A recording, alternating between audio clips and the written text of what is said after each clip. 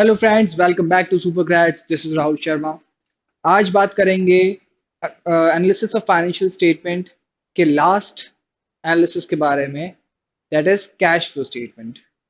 अभी हम लोगों ने डिस्कस कर चुका है पूरा का पूरा, आप कह सकते हो, comparative common size statement.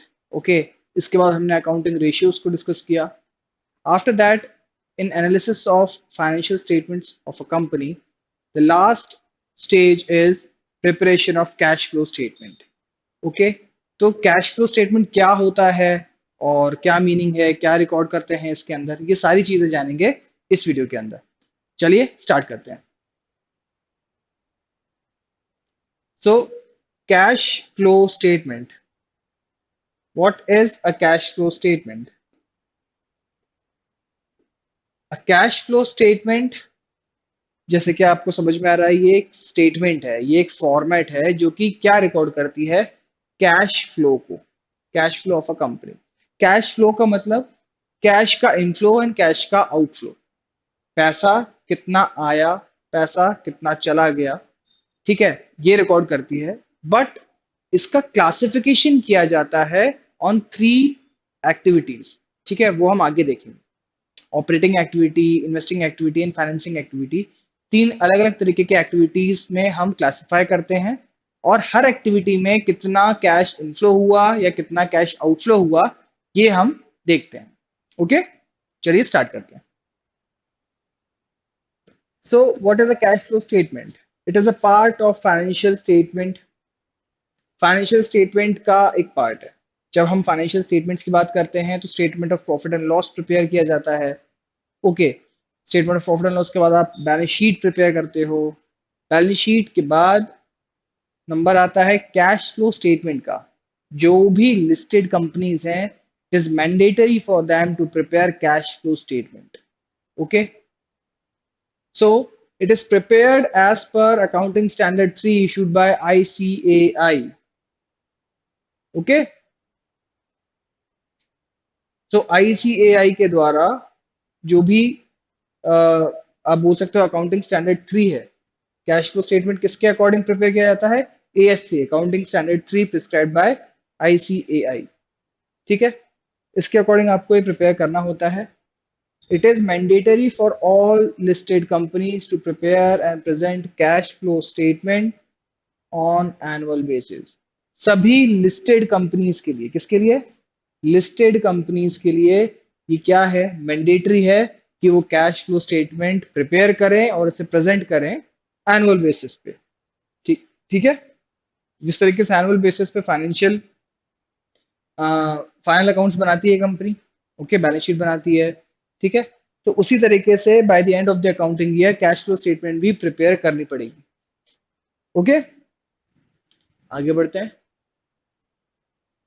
It classifies the cash flows into operating, investing and financing activities. Classify मतलब cash flow statement cash inflow और आउटफ्लो को तीन बेसिस पे रिकॉर्ड करती है, तीन अलग अलग एक्टिविटीज के बेसिस पे। Operating activity, investing activity and financing activity. Okay, क्या होती हैं ये हम आगे देखेंगे। It deals with inflow and outflow of cash over a period of time. Inflow and outflow of cash, cash कितना आया, कैश कितना चला गया, ठीक है, कैश फ्लो स्टेटमेंट इससे डील करती है। Next is objectives of cash flow statement. क्या ऑब्जेक्टिव्स हैं कैश फ्लो स्टेटमेंट के? To determine the sources of cash and this is cash equivalent, basically cash equivalents, cash equivalents under operating, investing and financing activities of the enterprise. तो sources क्या क्या है cash या cash equivalents के? Sources मतलब कहाँ से पैसा आ रहा है या कहाँ पैसा जा रहा है इन तीनों एक्टिविटीज में, ठीक है, इस चीज को फाइंड आउट करना, इस चीज को क्या करना? डिटरमिन करना, ये एक ऑब्जेक्टिव है, ठीक है। Next, to determine the application of cash and cash equivalents under three activities. मतलब किस तरीके से कैश को या कैश इक्विवेलेंट्स को, कैश इक्विवेलेंट्स क्या होते हैं?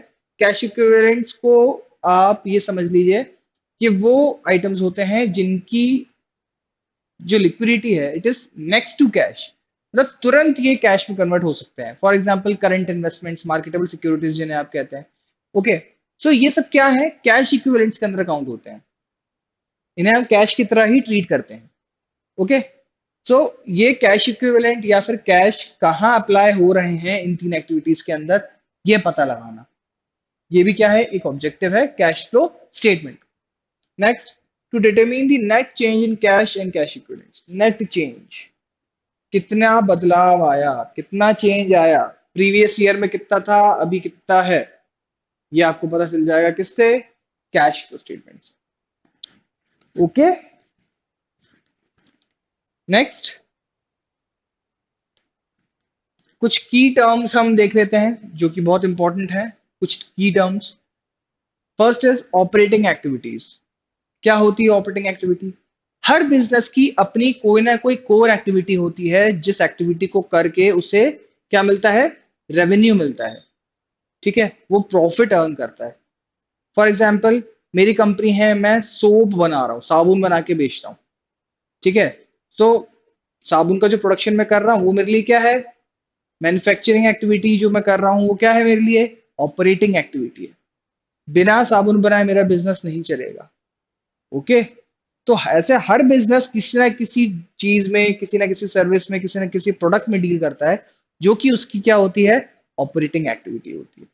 सो ये बोल रहे हैं these are the main activities for an enterprise which helps in generating revenue. ये ऐसी एक्टिविटीज हैं जो कि रेवेन्यू जनरेट करने में हेल्प करती हैं एक बिजनेस को। बिना इन एक्टिविटीज के रेवेन्यू जनरेट नहीं हो सकता, प्रॉफिट जनरेट नहीं हो सकता। Next is investing activities. क्या होती हैं ये? These activities includes the purchase और disposal of any long term assets. कोई लॉन्ग टर्म एसेट को परचेज किया या किसी लॉन्ग टर्म एसेट को डिस्पोज कर दिया, बेच दिया। लॉन्ग टर्म एसेट्स क्या होते हैं? फॉर एग्जाम्पल मेरा बिजनेस है, ठीक है, अब बिजनेस के पॉइंट ऑफ व्यू से ही मैंने क्या किया, किसी जगह जाके एक लैंड का पीस खरीद लिया, जमीन का टुकड़ा खरीद लिया, ताकि आने वाले टाइम में वहां पे मैं फैक्ट्री लगा पाऊं या अपने बिजनेस का ही कोई सेटअप वहां पे लगा पाऊं। ठीक है, तो ये क्या किया मैंने, लैंड खरीदा, परचेस किया, यानी क्या किया, पैसा को इन्वेस्ट किया। मान लो अब मुझे उस जमीन की जरूरत नहीं है, मैं उस जमीन को बेच दूं, मतलब क्या किया मैंने, डिस्पोज कर दिया, सेल कर दिया। तो ये क्या है, इन्वेस्टिंग एक्टिविटी है। उसी तरीके से हर कंपनी इन्वेस्टमेंट पर्पज से बहुत सारे फिक्स्ड एसेट्स में या लॉन्ग टर्म एसेट्स में इन्वेस्ट करती है, तो वो क्या होती है, उनकी इन्वेस्टिंग एक्टिविटी। अगर उन्हें बेच देती है तो वो भी क्या है, investing activity. Okay, next, financing activities. These activities results in change in the size and composition of owner's capital. In activities की वजह से क्या होता है, चेंज हो जाता है। क्या चेंज हो जाता है, ओनर का capital and borrowings of company from other resources. या फाइनेंसिंग एक्टिविटीज और आसानी से अगर आप समझना चाहते हो तो ये समझ लो, फंड्स अरेंज करने वाली जो भी एक्टिविटीज होती हैं। बिजनेस को टाइम टू टाइम फंड्स की जरूरत पड़ती है, पैसों की जरूरत पड़ती है। इन फंड्स को बिजनेस अलग अलग तरीके से अरेंज करता है। या तो वो बैंक से लोन ले सकता है, वो इसके लिए शेयर्स इशू कर सकता है, डिबेंचर्स इशू कर सकता है, प्रेफरेंस शेयर्स इशू कर सकता है। ठीक है, तो ये सब क्या है, ये वो एक्टिविटीज हैं जो बिजनेस इसीलिए कर रहा है, कंपनी इसीलिए कर रही है ताकि फंड्स अरेंज कर सके। ठीक ठीक है, और इन फंड्स को फिर लेके कंपनी क्या करती है, कुछ पैसे को इन्वेस्ट किया जाता है। ठीक है, तो बिना फाइनेंसिंग के वो पॉसिबल नहीं है। ठीक है, तो फाइनेंसिंग एक्टिविटीज के अंदर शेयर्स इशू करना, डिबेंचर्स इशू करना, ओके, या उस पे इंटरेस्ट पे करना, शेयर होल्डर्स को डिविडेंड पे करना, ये सारी एक्टिविटीज किसके अंदर काउंट होती हैं, फाइनेंसिंग एक्टिविटीज के अंदर। ठीक है, सो बेसिकली तीन एक्टिविटीज के बेसिस पे आपका कैश फ्लो स्टेटमेंट प्रिपेयर होता है, operating activity, investing activity and financing activities. I hope इतना क्लियर हो गया होगा। Next, time to answer some questions. जो कुछ भी अभी हम लोगों ने डिस्कस किया इस पे बेस्ड कुछ क्वेश्चंस देखते हैं और देखते हैं कि आपको कैश फ्लो के बारे में कितना पता है। ओके, चलिए So which of the following is not an investing activity? Not an investing activity, बताइए इनमें से कौन सी इन्वेस्टिंग एक्टिविटी नहीं है? हम लोगों ने डिस्कस किया था कि इन्वेस्टिंग एक्टिविटी क्या होती है, ठीक है? अब इनमें से देख के बताइए कौन सी इन्वेस्टिंग एक्टिविटी नहीं है। Purchase of goodwill, sale of machinery, sale of patent, interest paid to debenture holders. Goodwill purchase किया, गुडविल परचेज किया तो क्या है ये? इन्वेस्टिंग एक्टिविटी है, बिल्कुल है। सेल ऑफ मशीनरी, मशीन बेच दी, ठीक है, एक फिक्स्ड एसेट है, मशीनरी बेच दिया, वो भी क्या है? Investing activity. Patents, intangible fixed assets होते हैं, फिक्स्ड एसेट है लेकिन इंटेंजिबल है, बट कोई बात नहीं, सेल तो कर रहे हो ना आप एक फिक्स्ड एसेट को, तो ये क्या है? इन्वेस्टिंग एक्टिविटी है। कौन सी इन्वेस्टिंग एक्टिविटी नहीं है पूछा था, तो interest paid to debenture holders, debenture holders को इंटरेस्ट पे कर रही है कंपनी, तो ये कहीं से इन्वेस्टिंग एक्टिविटी है क्या? डिवेंचर इशू किए होंगे तो वो क्या होगी? Financing activity. तो जब डिवेंचर होल्डर्स को इंटरेस्ट पे कर रहे हैं तब भी वो क्या है? फाइनेंसिंग एक्टिविटी ही तो है, यानी ऑड वन आउट, ये क्या है आपका करेक्ट ऑप्शन, राइट? आगे बढ़े, okay. Which of the following is not included in cash and cash equivalents? इनमें से किसे cash is not included in cash and cash equivalents? Cash and cash equivalent में इनमें से किसको रिकॉर्ड नहीं किया जाता या इंक्लूड नहीं किया जाता? Long term deposits with bank, short term deposits with bank, marketable securities, cash in hand. देखिए आपके हाथ में जो कैश है या कंपनी के हाथ में जो कैश है वो तो क्या है?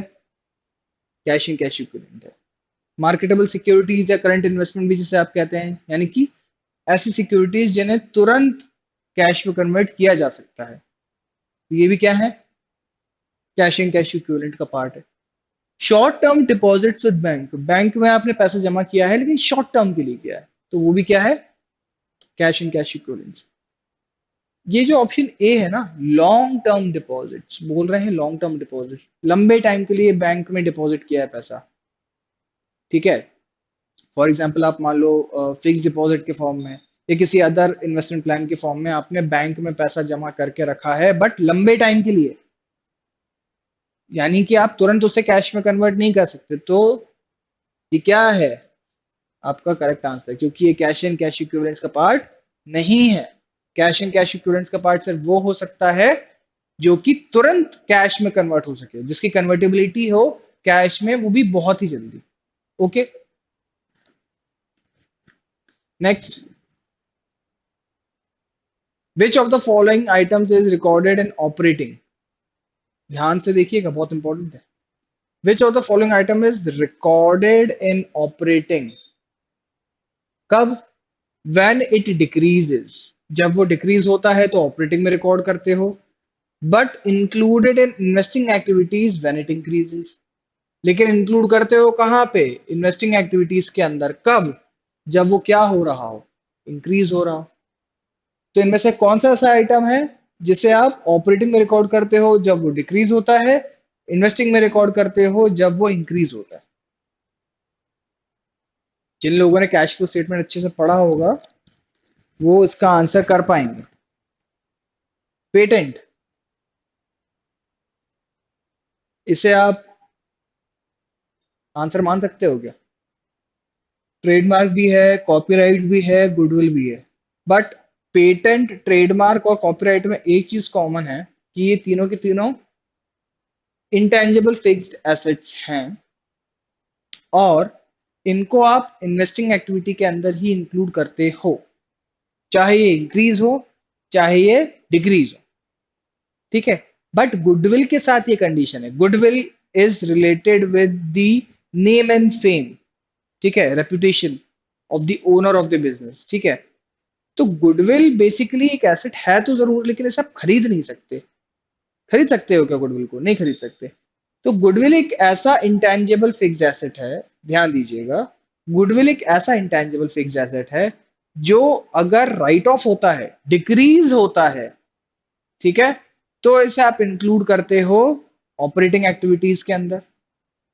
बट अगर गुडविल इंक्रीज हो रहा हो, आज 50,000 गिवन है, नेक्स्ट ईयर 1 लाख गिवन है, मतलब 50,000 से बढ़ गया, उस केस में आप इसे कहाँ रखते हो? उस केस में आप इसे रिकॉर्ड करते हो इन्वेस्टिंग में, परचेज ऑफ गुडविल के नाम से। तो यानी गुडविल आपका correct option. Okay, I hope आपको समझ में आया होगा। Next, which of the following is an extra ordinary item? इनमें से कौन सा क्या है? एक्स्ट्रा ऑर्डिनरी आइटम है। अच्छा, एक्स्ट्रा ऑर्डिनरी आइटम्स क्या होते हैं? ऐसा आइटम्स जो कि रिकरिंग नेचर के नहीं होते, मतलब आपको बिजनेस में हर बार देखने को नहीं मिलते, बार बार रिपीट नहीं होते या अकर नहीं होते। ठीक है, बार बार इनसे मतलब आमना सामना नहीं होता बिजनेस का। अब ऐसे क्या क्या हो सकते हैं एक्स्ट्रा ऑर्डिनरी आइटम्स? पहला देख लेते हैं, interest receive from a rented building held as investment.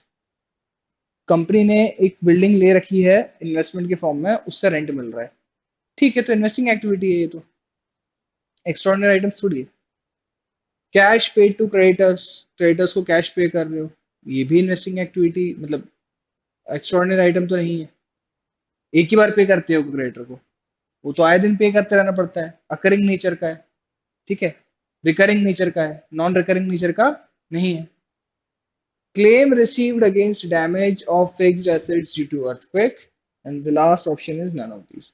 अब यहाँ क्या बोल रहे हैं? क्लेम रिसीव किया आपने, किस लिए? क्योंकि डैमेज हो गया था आपका कोई फिक्स्ड एसेट, किस वजह से? अर्थक्वेक की वजह से।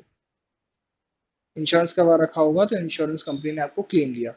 अब आप मुझे एक बात बताइए, अर्थक्वेक क्या है? एक नेचुरल कैलेमिटी है। नेचुरल कैलेमिटी की वजह से अगर कोई डैमेज होता है, उस पर कॉम्पनसेशन मिलता है, मुआवजा मिलता है, तो ये किस नेचर का हुआ? रिकरिंग नेचर का है या नॉन रिकरिंग नेचर का है? आए दिन भूकंप आता है, आए दिन आपका नुकसान होता है, या बहुत ही ओकेजनल चीज है, कभी हो सकता है कभी नहीं भी हो सकता है ना? समझ रहे हो? तो ये क्या है?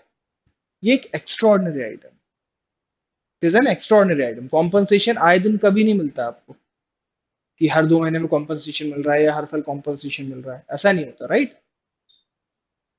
So that is why option C is an extraordinary item. Next, which of the items given below is included while calculating net profit before tax and extraordinary items? इनमें से किस आइटम को आप इंक्लूड करोगे कब? Net profit before tax and extraordinary item calculate करते time. Net profit before tax and extraordinary items calculate करते समय इनमें से किस आइटम को आप इंक्लूड करेंगे? Interim dividend paid, interim dividend previous year का।